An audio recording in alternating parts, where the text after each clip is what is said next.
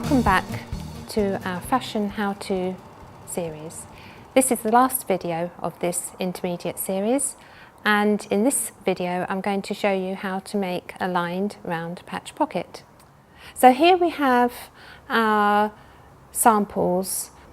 I have cut the outside pocket in calico and the lining here is in this dark fabric. And you'll see that they are slightly different sizes, and that's because some of this is going to be turned to the inside of the pocket and form part of the lining.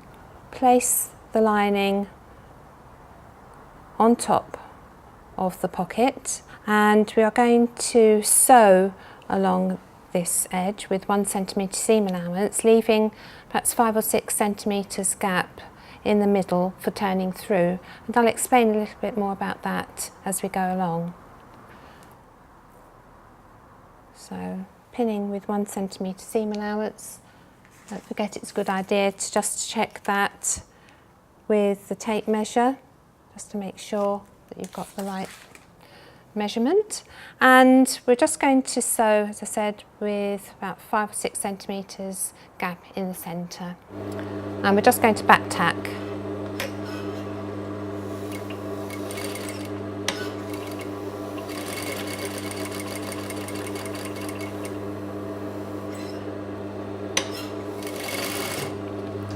And just make sure that the pulley is in the upright position. Take the work away from the machine and snip the threads, and then we're going to do the same on the other side.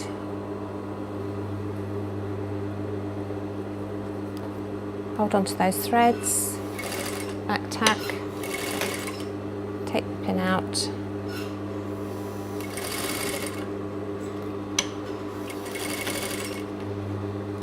Make sure the pulley is in the upright position, knee lift, bring the work to one side and snip off with a pair of scissors.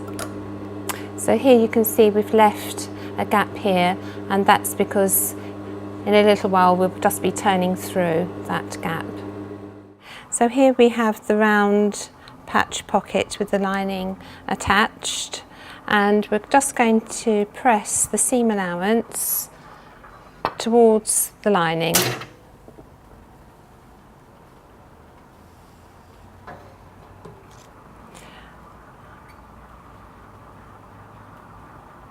And I'm just going to fold the lining to meet the pocket with the right sides together, and then just press. We have what we call right sides together, so this seam is going to be uppermost so that we can see it, and I'm going to pin 1 centimetre seam allowance all the way round this curved edge. And remember just to double check your seam allowance.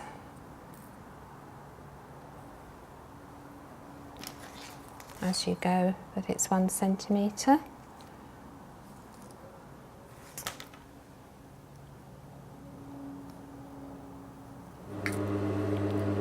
And remember to take your pins out as you go. We're going to hold on to these threads so that they don't tangle at the back of the work.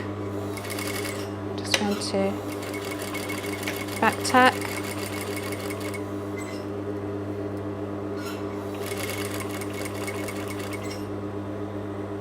And because it's a curve, we just need to stop and start, making sure that we are stitching a nice smooth curve.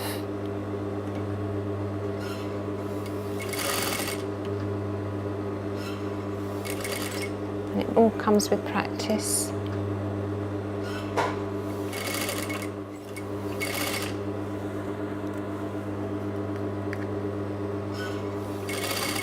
Just going to finish off with a back tack,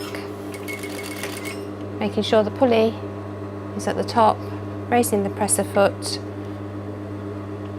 and bringing our work away so that we can then clip off with a pair of scissors. So having stitched the lining to the pocket, and you can see the gap through which we're going to turn it in a minute, it's almost ready. We'll need to clip these corners, remembering not to cut through the stitches, otherwise your work's going to unravel, and that helps to reduce some of the bulk. And also going to cut some notches into this curve, just as we did on one of the videos in the earlier series. And this helps for the curve to be nice and round when we turn it through.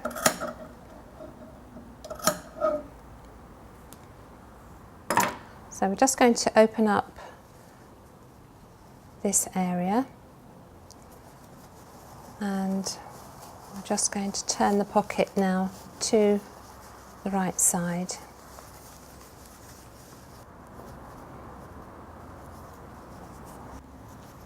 This is looking a little bit more like it's ready to be sewn onto the garment. So I'm just going to press the pocket, and I'm just going to use a knitting needle, or you could use a special point turner, just to make sure that the top corners are nice and pointy, as they should be, but be careful not to go all the way through. So just need to make sure that we get all the excess fabric out of that seam allowance, and perhaps we can just run a knitting needle on the inside of that curve just to make sure that's in the right position. Blast the steam from the iron, and then just press that, turn it over.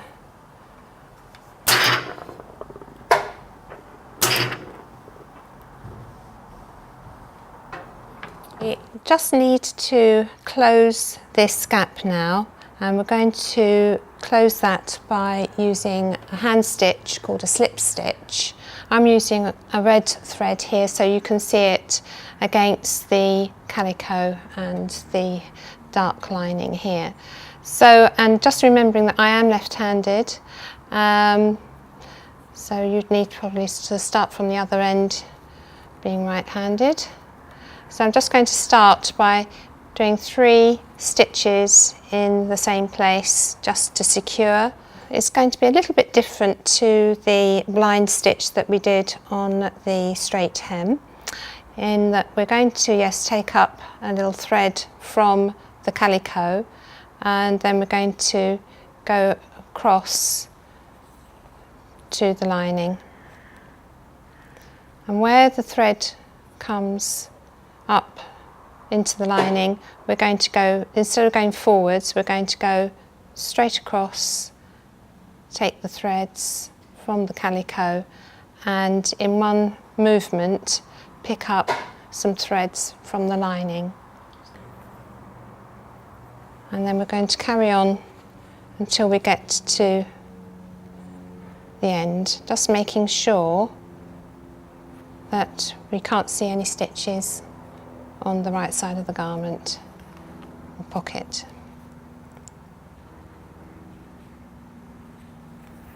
So this is a slip stitch.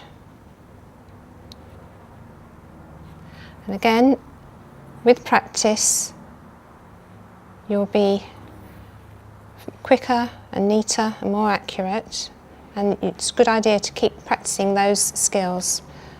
And when I've reached the end, I'm just going to again do 3 securing stitches in the same place. 1, 2, 3. I'm then going to take that thread, just put the needle in, take it through, just making sure that I haven't gone through to the front of the pocket, and then I'm going to cut close to the work. And now you can see I've got a nice neatly stitched gap. So this is the inside of the pocket, and we've put a contrasting lining so you can see the difference and where the joins are. But normally you probably wouldn't necessarily have a contrasting colour for your inside of your pocket.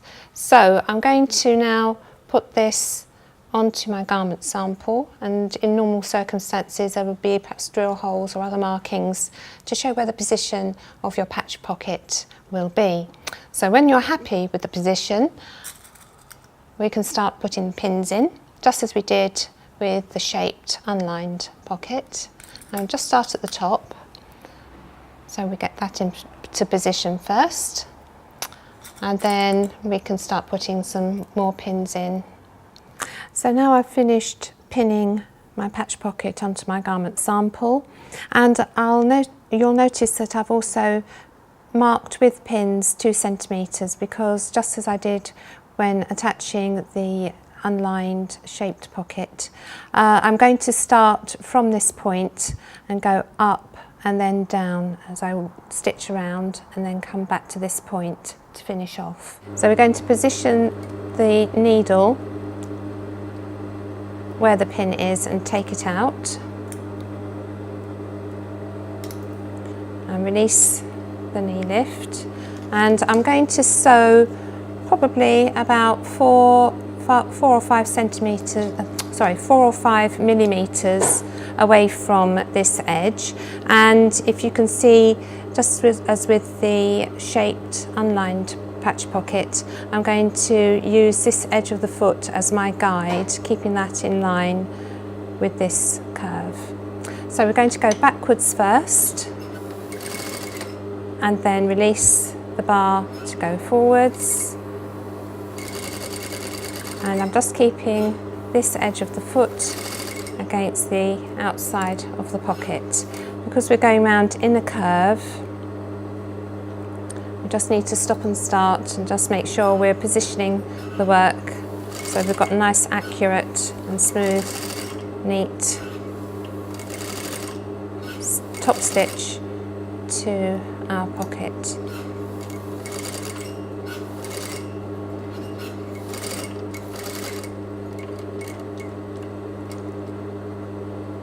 And then back tack just to finish the pocket.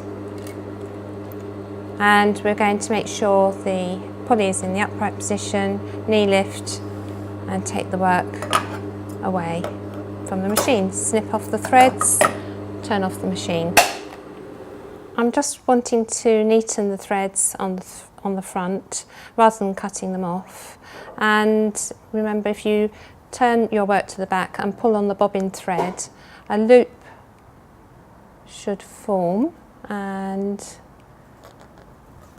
if I pull on that, you'll see that the thread comes through from the front to the back of the work, and then we can just knot that.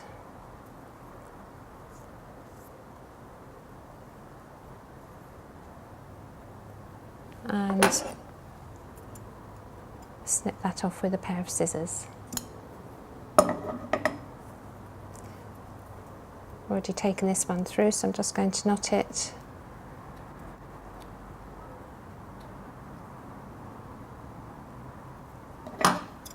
And snip it off with a pair of scissors. And here you have a lined round patch pocket. Thank you for watching this series. And if you'd like more information about the fashion courses available at Havering College of Further and Higher Education, then please visit the college website.